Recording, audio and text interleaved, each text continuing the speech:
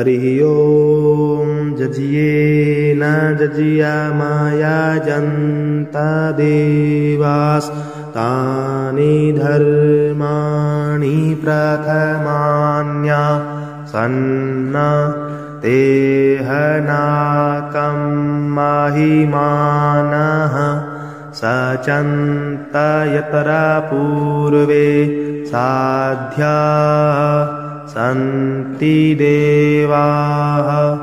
ॐ राजाधिराजाय प्रसय्यसाहिने नमो वयं वै श्रवणाय कुर्महे समे कामान् कामकामाय मह्यं कामेश्वरो वै श्रवणो ददातु कुबेराय वैश्रवणाय महाराजाय नमः।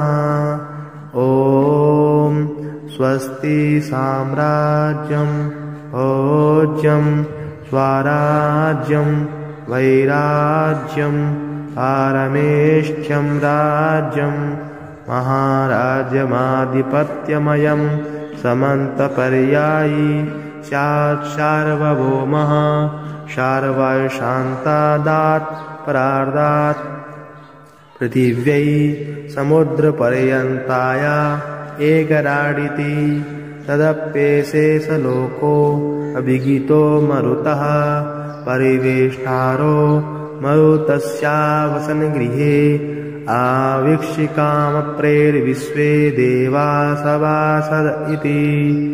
ॐ एकदन्ताय विद्महे वक्रतुण्डाय धीमहि तन्नो दन्ती प्रचोदयात्। नारायणाय विद्महे वासुदेवाय धीमहि तन्नो विष्णु प्रचोदयात्। महालक्ष्मी च विद्महे विष्णुपत्नी च धीमहि तन्नो दुर्गे प्रचोदयात्। तत्पुरुषाय विद्महे महादेवाय धीमहि तन्नो रुद्र प्रचोदयात्। सेवन्तिकावकुलचम्पकपाटलाब्जै पुण्णागजातिकरवीरलशालपुष्पै बिल्वप्रवालतुलसीदलमञ्जरीभिः त्वां पूजयामि जगदीश्वर मे प्रसीद। नानासुगन्धिपुष्पाणि यथा कालोद्भवानि च पुष्पाञ्जलिर्मया दत्ता गृहाण परमेश्वरः।